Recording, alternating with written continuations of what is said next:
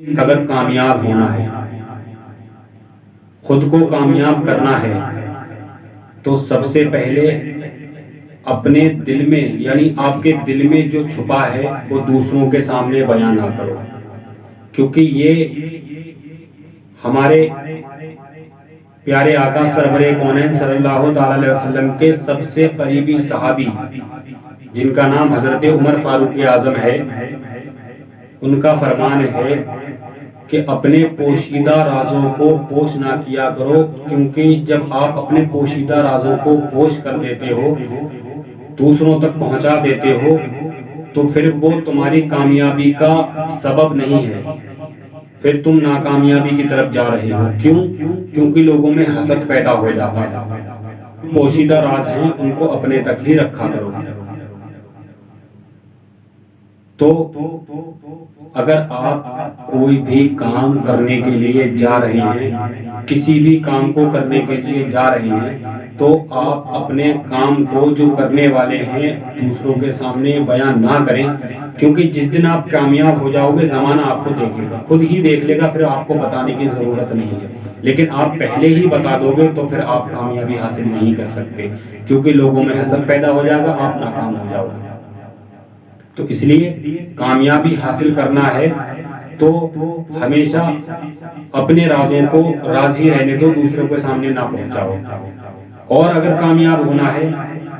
تو سب سے زیادہ خاموشی اختیار کرو، زیادہ بولنا اور زیادہ سننا اور زیادہ کسی کے سامنے ذکر کرنا ناکامی ہے۔ اس لیے اگر آپ خاموش رہو گے، زیادہ نہیں بولو گے، جیسے آپ کے ذہن میں کوئی کام آیا، آپ نے سوچا میں یہ کام شروع کر لوں اور اچھا کام ہے اور بڑھیا چل جائے گا،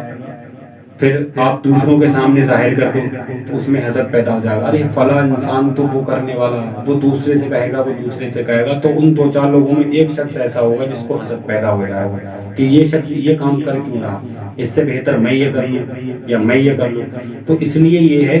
کہ اپنے رازوں کو راز ہی رکھا کرو، کیونکہ جب آپ کامیاب ہو جاؤ گے تو زمانہ آپ کو خود ہی سمجھ لے گا کہ تم کامیاب ہو،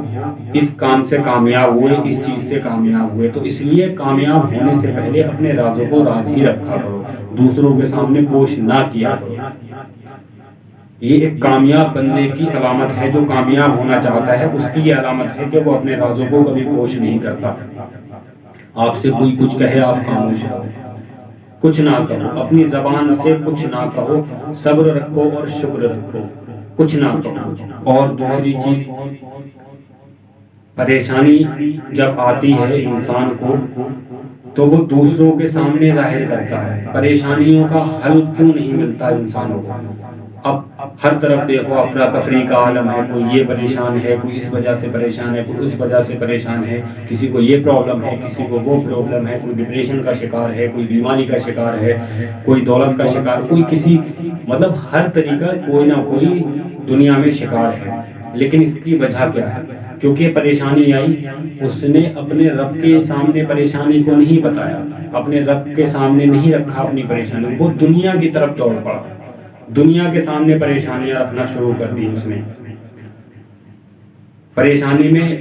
اللہ کا شکر ادا کرنے سے اللہ تبارک و تعالیٰ پریشانی ٹال دیتا ہے،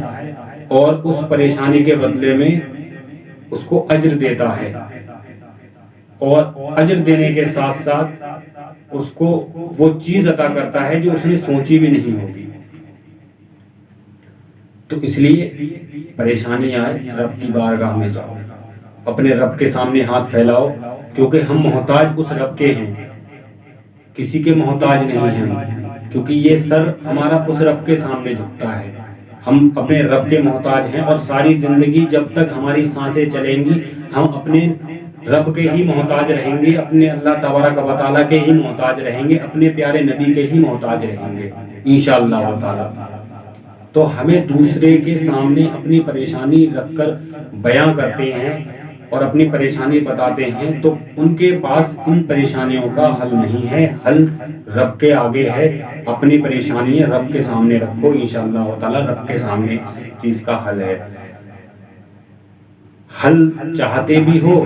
پریشانیاں دوسروں کے سامنے بھی رکھتے ہو۔ دنیا کے لوگ پریشانیاں نہیں ختم کر سکتے، وہ خود کی پریشانیاں نہیں ختم کر سکتے، تمہاری پریشانیاں کیا خاک ختم کر سکتے۔ آج کے دور میں کوئی ایسا شخص نہیں ہے جس کو کوئی نہ کوئی پریشانی نہ ہو، ہر کوئی نہ کوئی پریشانی میں گھرا ہوا ہے، اور جب آپ اپنی پریشانی اس کے سامنے رکھو گے تو وہ حل نہیں نکال سکتا، کیونکہ جب اس کو اپنی پریشانی کا حل نہیں مل رہا ہے تو وہ تمہاری پریشانی کا حل کیسے نکال سکتا ہے۔ میرے بھائیوں، پھر جاؤ اس رب کی طرف، مڑ جاؤ اس رب کی طرف، لگاؤ اپنے رب سے لہو، کرو محبت اپنے رب سے، کرو عشق اپنے رب سے، کرو عشق اپنے نبی سے، پھر دیکھو پریشانی کا حل کیسے نہیں ملتا، پریشانی کا حل کیسے نہیں ملتا۔ انشاءاللہ تعالیٰ پریشانی بھی ٹلے گی، حل بھی ملے گا، کامیابی بھی ملے گی، اور آخرت بھی اچھی ہوگی اور دنیا بھی اچھی ہوگی۔ لیکن رب کا محبوب بننا ہوگا، رب کا محبوب بننا ہوگا، کیونکہ رب کا جو محبوب بندہ ہو جاتا ہے وہ رب کے قریب ہو جاتا ہے، اور جو رب کے قریب ہو جاتا ہے پھر اسے کسی چیز کی چاہت نہیں ہوتی، پھر اسے کسی بھی چیز کی چاہت نہیں ہوتی، پھر اسے صرف اپنے رب کی چاہت ہوتی ہے، وہ اپنے رب کی چاہت میں ہی لگا رہتا ہے۔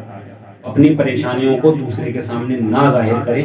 بلکہ اپنے اللہ تبارک و تعالیٰ کا ہر حال میں شکر ادا کریں اور صبر رکھیں، چاہے پریشانی آئے، چاہے دکھ آئے، یا پھر آپ سکھ میں بھی رب کا جب شکر ادا کرتے ہو، دکھ میں بھی اپنے رب کا شکر ادا کرو، کیونکہ سکھ میں جب آپ رب کا شکر ادا کرتے ہو تو اللہ نعمتیں دیتا ہے، لیکن جب دکھ میں ادا کرو گے، اس کا شکر ادا کرو گے، تو انشاءاللہ تعالیٰ آپ کو اجر بھی دے گا اور نعمتیں بھی آپ کو دے گا اور رحمتیں بھی نازل کرے گا۔ میرے بھائیوں، اگر میری ویڈیو میں کوئی بھی مجھ سے غلط لفظ نکلا ہو تو میں اس کے لیے معافی چاہتا ہوں، اللہ تبارک و تعالیٰ مجھے معاف کرے، اور لفظاً کوئی غلطی مجھ سے ہوئی ہو، قصداً یا لفظاً کوئی غلطی مجھ سے ہوئی ہو، اللہ تبارک و تعالیٰ اسے معاف کرے۔ ملتے ہیں اگلی ویڈیو میں، جب تک کے لیے خدا حافظ، السلام علیکم۔